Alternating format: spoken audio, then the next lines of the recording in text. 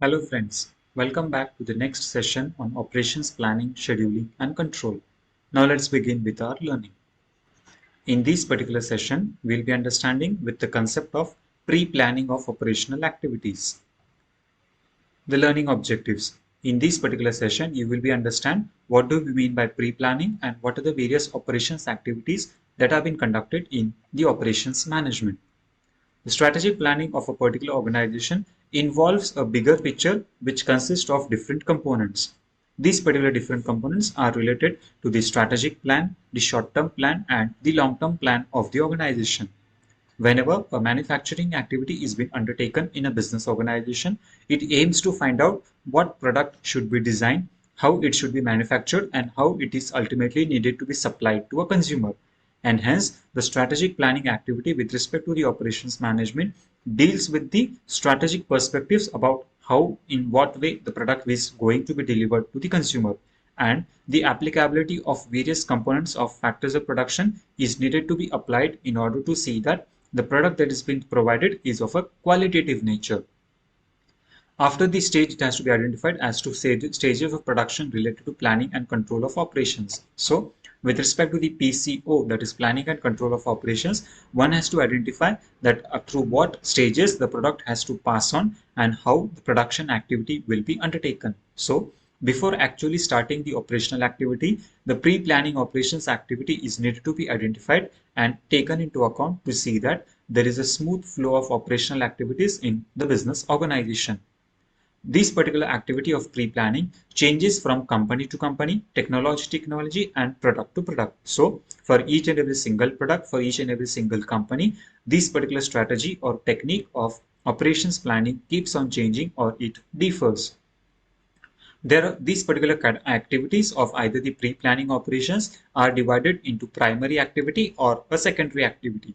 And based on the primary and secondary, they have been organized and planned in a certain way wherein which activity is needed to be initiated first and which activity is to be initiated next. The sequence of all those particular activities, the series of all those activities even is been designed.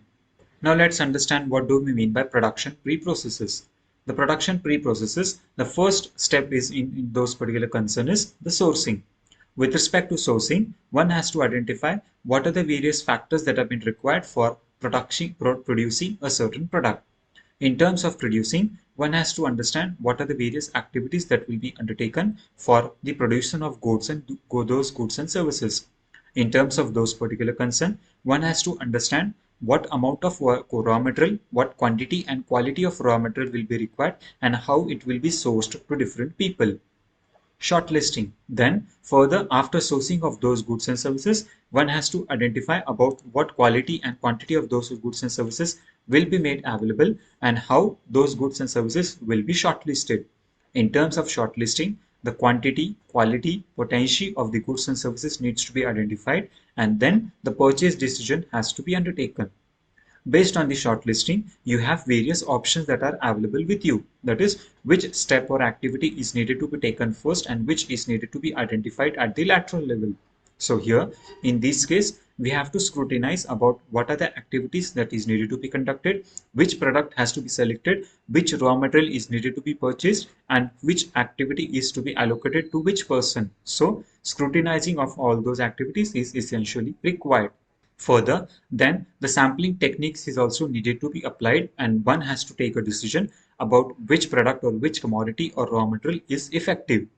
Based on the sampling technique, one can come to a conclusion to understand about how the product will be feasible and affordable and qualitative in nature and will provide a good quality with respect to the achievement or fulfillment of objective. And lastly, selecting the process that is needed to be occupied or that is needed to be selected.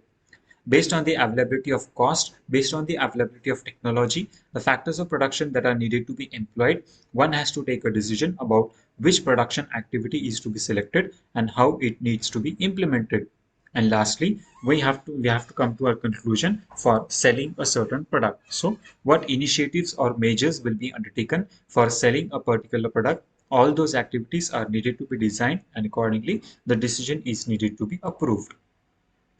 Now let's understand what are the various prerequisites for business planning. The various business planning strategies are the components of capitalizing the opportunities, the approach to the challenges, and the confidence building. So here in this case, the development of a strategy wherein the opportunity which are made available in order to channelize the money that has been into existence in order to see that whatever capital that has been raised either from the short-term sources or the long-term sources, it needs to be approached or it needs to be seen that those capital is being utilized in an effective way and building the confidence in the minds of the people to see that the better and quality or quantitative product is being provided so as to see that the strategic achievement or the strategic goals of the company are being achieved. All these particular processes are known as operations management planning, which differs from the operational level to the strategic level. So a planning that has been undertaken at the operational level is quite different, and the planning which has been undertaken at strategic level is quite different.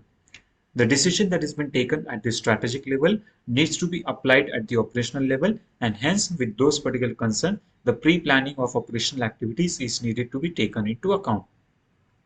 Now, why there is a complexity in the organization with respect to the development of opportunities and the plans and strategies. So, one has to see that whatever plans and strategies that have been developed at the strategic level, it needs to be successfully implemented at the operational level and it needs to be accepted at the operational level. So, with difference or changes in the complexity, the operational planning strategy changes allowing the business to effectively seize the opportunities. The business culture should be quite open to see that whatever opportunities are made available into the market, they are quite positive in nature and they are being accepted by the people of the company in a positive way. Meeting challenges which are heads-on. So certain challenges which are emerging at the heads-on scenario on an immediate basis, those challenges must be made very immediately and accordingly, the decision that is required to be taken in a fast-track mode should be undertaken very quickly and accordingly, it needs to be provided a benefit to the organization. Linking of strategic business goals to tactical objectives. Here, in this case, whatever objectives are being set at the strategic level needs to be applied at the operational level, and one has to see that whatever aims and objectives or the decisions have been undertaken, they have been properly implemented at the operational level, and it provides the benefit to the organization as and when it is being required. Intermediate steps taken. So whatever steps that are being required to take on an intermediate basis, that is during the flow of production activity, such decisions should be taken into account and accordingly the necessary steps needs to be initiated. The ground for achievement of business goals. Always there should be a ground for achievement of business goals which provides a certain concern for a flexibility in the plan that is going to be implemented and in what way the business goals of the organization can be achieved. So to conclude, the customer is king into this particular scenario and always the sustainability in the long run is needed to be associated or needs to be identified. The taste, habit, need and preferences of the consumers are changing over a period of time and accordingly we need to organize or plan our operational activities and the production activity is always needed to be undertaken. With respect to the demand and supply which is there into the market, the production activities or the manufacturing activities are needed to be planned and well coordination between all the departments is needed to be there into consideration. And hence, when we have a proper planning of operations into existence, then only the activities that have been implemented or the activities that are needed to be initiated in the manufacturing or operations department will form an entire process of production and the product that you are going to provide to a consumer who is keying into the market will be quite happy, satisfactory and will get long-term associated with your product. So now let's summarize what we have learned in this particular session. In this particular session, we have understood what do we mean by pre-planning of operation and strategies. We have understood what is the importance or need of such operational activities and how those operational activities are needed to be implemented. Also, we have understood what are the various activities that are being performed under this scenario with respect to the pre-planning of operational activities. I hope you must have enjoyed the learning. Thank you.